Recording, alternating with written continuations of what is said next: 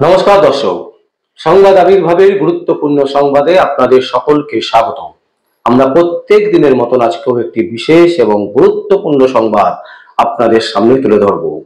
দর্শক, আমরা যেটা বলেছিলাম যে এই 2026-এর আগে আপনারা দেখতে পারবেন সারা বাংলা জুড়ে তৃণমূলের যারা নেতা নেত্রীরা আছেন, তৃণমূলের যারা লোকাল কমিটির মেম্বাররা আছেন, যারা অঞ্চলকে সামলান, তাদের সাথে পুলিশের একটা বিদ্রোহ ঘোষণা হবে এবং পুলিশের সাথে রীতিমতো ঝামেলায় জড়িয়ে পড়বেন তৃণমূলীরা। আমরা দেখলাম প্রথম শুরু হলো অনুব্রত মণ্ডলকে দিয়ে।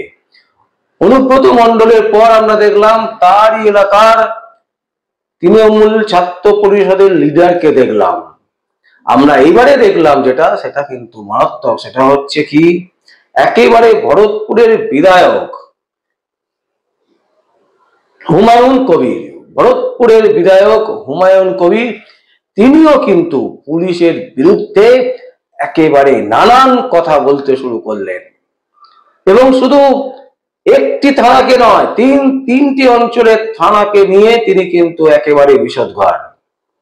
গতকাল তিনি বললেন, আজকে আবার তিনি ক্ষমাও চেয়ে নিচ্ছেন, বলছেন যদি কোনো অশান্তি হয় বা কিছু ঝামেলা হয় আমি দায়িত্ব নিয়ে লোকাল পুলিশকে নিয়ে, এসপিদের নিয়ে আমি পুরো বিষয়টা দেখে নেব, পুরো বিষয়টা সামলে নেব।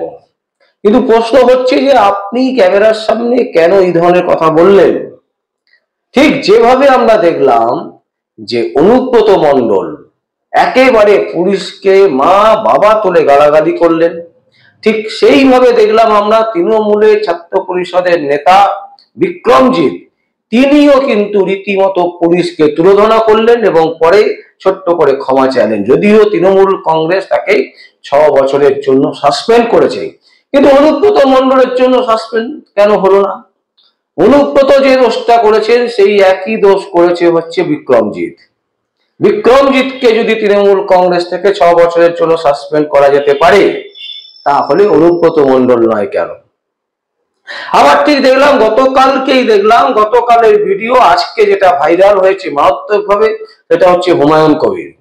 তিনি একেবারে পুলিশদেরকে নিয়ে যা নয় তাই বললেন। শুধু তাই নয়, বললেন যে আমাদের হাতে বেরি পড়ানো আছে, যদি বিরোধী আসরে থাকতাম তাহলে 24 ঘন্টার মধ্যে দেখে নিতাম।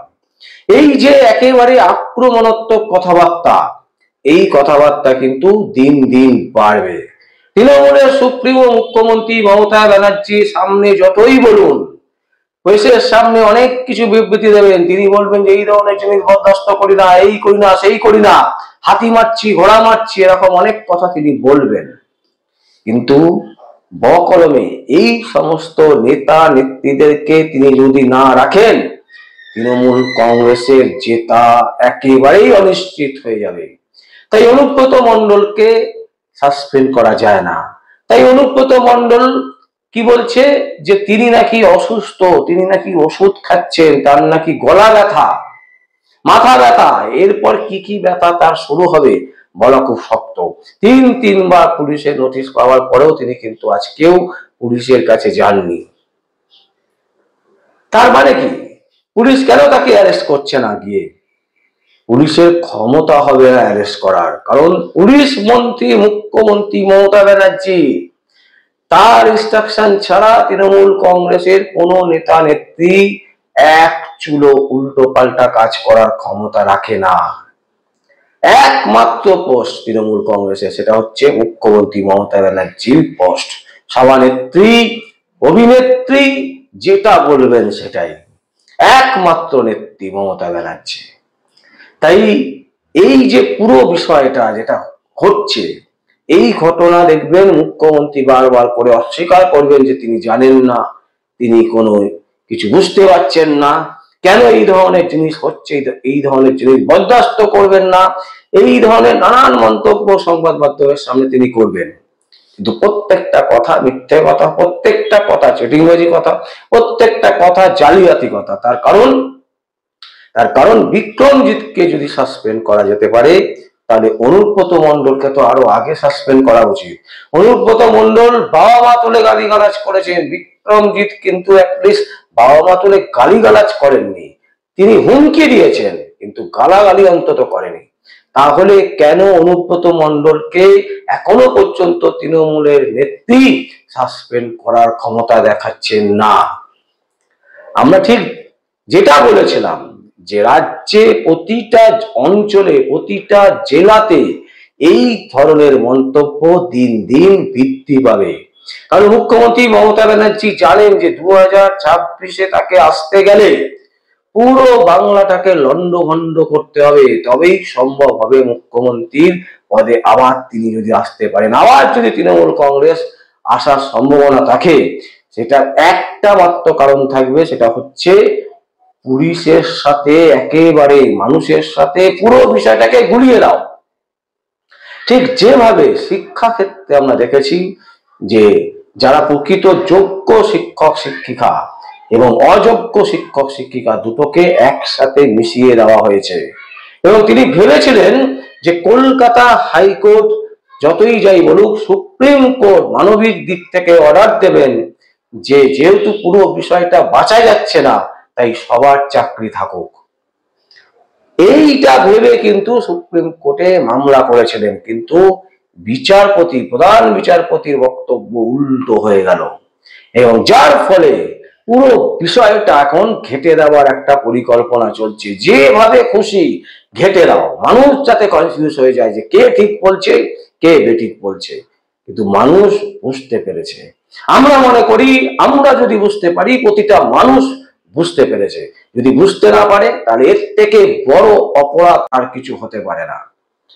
তাই মুখ্যমন্ত্রী মমতা ব্যানার্জির নেতৃত্বে বিভিন্ন অঞ্চলে, জেলা থেকে শুরু করে বিভিন্ন জেলার স্থানীয় অঞ্চল থেকে শুরু করে প্রতিটা নেতা নেত্রীদেরকে কিন্তু ইনস্ট্রাকশন দেওয়া আছে যে পুলিশের বিরুদ্ধে বিদ্রোহ ঘোষণা করো, পুলিশের বিরুদ্ধে বলো, যা খুশি বলো, পুলিশকে দমাবার চেষ্টা করো, পুলিশ যাতে কোনো অবস্থাতেই তৃণমূল কংগ্রেসের বিরুদ্ধে চলে না যেতে পারে, তার জন্য তাকে ধমকে চমকে রাখো। এখন থেকে যদি এই জিনিস না চলে, তাহলে 2026-এ এই পুলিশ তৃণমূলের কন্ট্রোলে থাকবে না, তৃণমূলের হাত থেকে বেরিয়ে যাবে। মুখ্যমন্ত্রীর নেতৃত্বে পুলিশ কোনো কথা শুনবে না।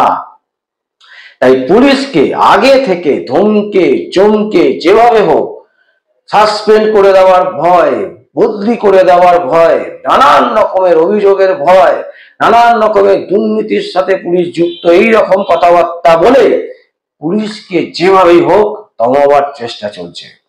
এবং সেই দমানো যদি দমে যায় পুলিশ যদি মুখ্যমন্ত্রীর বাগে চলে আসেন, তাহলে কিন্তু 2026 আবার মুখ্যমন্ত্রীর ঝান্ডা উঠবে তৃণমূল কংগ্রেসের।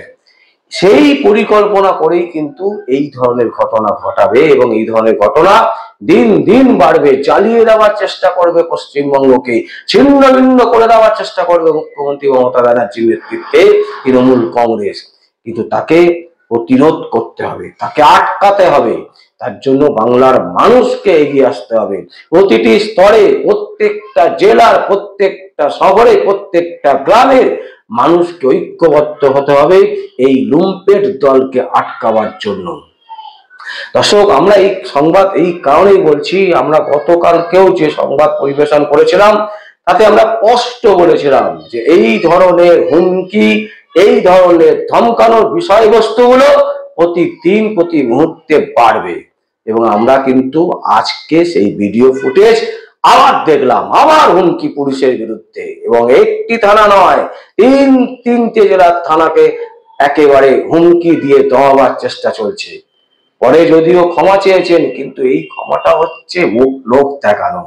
সামনে বলেছি, পেছনে ক্ষমা চাইছি, মানে পুলিশকে অলরেডি বলে দিলাম, ভাই দেখো, ক্ষমা যেগুলো চাইবো সেগুলো পাবলিক সেন্টিমেন্টালের জন্য, কিন্তু যেটা বলে দিচ্ছি, হুমকি দিচ্ছি, সেটা কিন্তু একদম বাস্তব।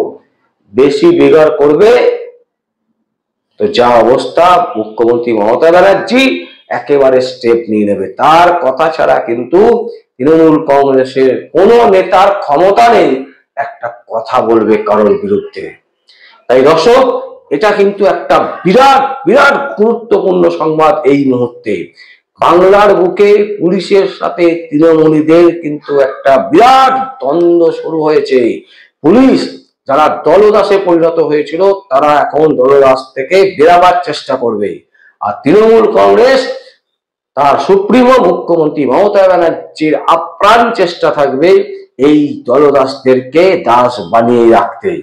তাই দুটো গোষ্ঠীর মধ্যে, একটা পুলিশ গোষ্ঠী, একটা তৃণমূল গোষ্ঠী, এই দুই গোষ্ঠীর মধ্যে কিন্তু সংঘর্ষ দিন দিন বাড়তে থাকবে এবং দিন দিন নানান রকমের মন্তব্য কুৎসা ছড়াতে থাকবে তৃণমূল নেতা নেত্রীরা। এবং সেইখানে আমাদেরকে বুঝতে হবে যে আমরা কোন পথে যাব, আমরা কি করব। ঐক্য হতে হবে সাধারণ মানুষকে।